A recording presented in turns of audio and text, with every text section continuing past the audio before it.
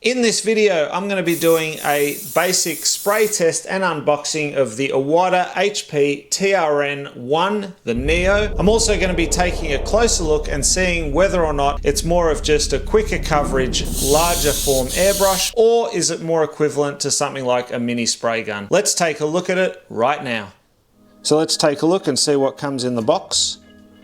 So you get the airbrush. So this is obviously a gravity cup. For the gravity, it just naturally travels down like so, and then the air will push out the paint or product, whatever you're using, controlled by the trigger. Now it comes with a 7mm cup. This one has the lid. So in addition to the 7mm cup, you also get a 3mm. This cup has no lid. So if you're using this one, it's great for putting in just a little bit of paint or product. Just be wary that because there's no lid, it could easily tip onto your surface. You also get the Iwata spanner to switch out your nozzle. Just be careful with these. I still prefer using the nozzle wrench, which looks like this, and in my opinion is much safer to use as you fit it over the front of the nozzle and twist it off, giving you less chance of damaging your thread when using the spanner that comes with it. And under the foam we have the quick instruction guide, just giving you some basic tips.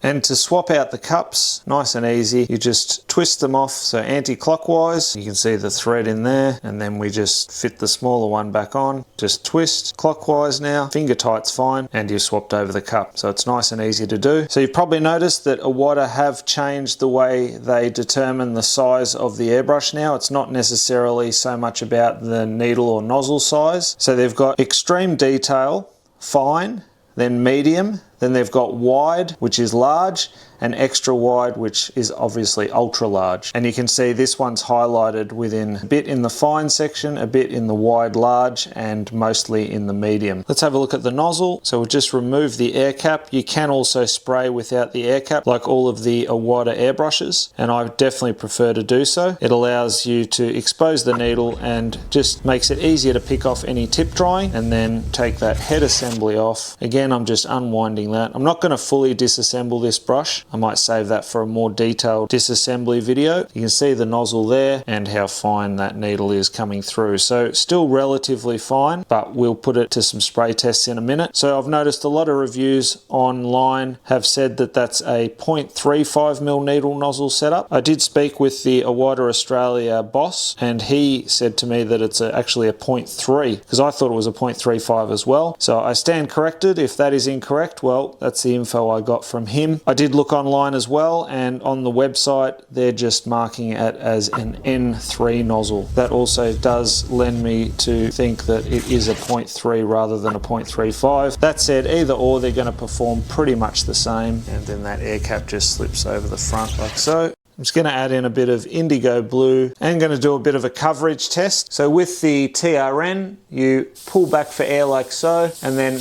pull back for paint.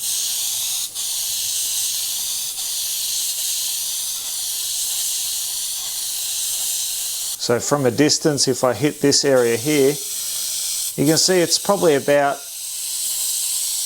the same as an airbrush, maybe a little bit wider, I would say.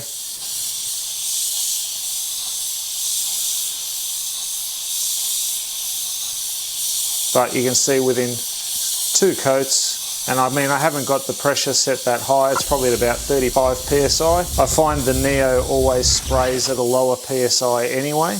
I noticed that when we used to use the HP.CS Neos in our classes, you'd hook one of those up and then you'd hook up an Eclipse, for example, and the pressure would be so much lower with the Neo. So you can see pretty heavy coverage just after those few passes. Now I'm going to be doing the same spray using my LPH.80 by Iwata. Now obviously this is going to do it a lot faster for a couple of reasons. It's got a 0.8mm needle nozzle set up in this one. It's got a fan pattern, so I've got it set straight up and down, so you're going to get a wider fan going across. And also I'm running it off a much thicker hose. You can see the air intake there. So just with that same PSI, you can hear, I mean, I've wound this in using the dial, the air dial here. I can wind that in or out, but that's exactly the same amount of PSI, but it's pushing a lot more volume of air through. So therefore I'm able to up that pressure considerably by not even having to adjust my PSI on the compressor. So keep in mind that the compressor that I'm using is a 2 horsepower, 150 litre belt drive compressor. It is one of those real noisy ones, but it has a lot more capacity than the smaller compressors. Again, you can really see the difference between the size. This is what I'm running through for the HP.TRN, and this is for the LPH.80. But even though I know this is going to smash it on a lot quicker, I just want to give you an understanding of how good this little unit is and that it can still cover a fairly large area relatively quickly. So keeping the air on, same sort of method with the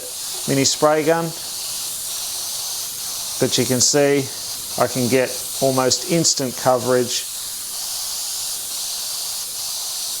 And I'm putting on a lot heavier volume of paint. You can see that's really wet, and that took me only 2 passes, but it was super heavy. So I think now we'll take a look at something a little bit more comparable. The HP.CS Iwata Eclipse, which runs the 0.35mm needle nozzle setup, and we'll put that up against the TRN1 and see how they perform. So I've added the same paint into the airbrush. So with the Eclipse first, broad spray,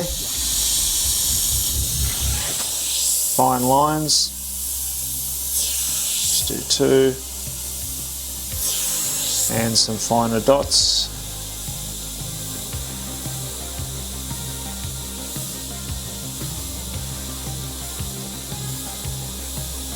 And now with the TRN1, the broad spray,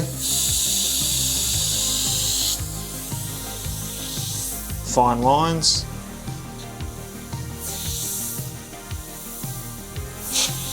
Do one more because the first one I sort of stuffed up. It's a little bit of a different feeling. Now doing some of these finer dots.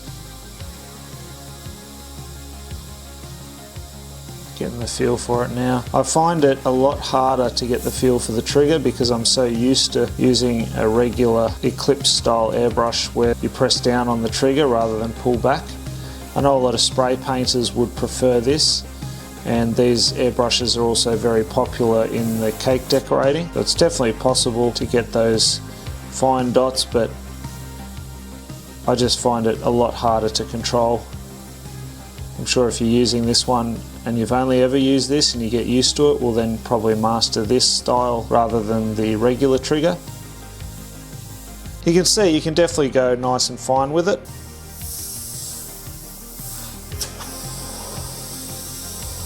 And it's nice and fluid, super smooth, as you'd expect from the Iwata brushes.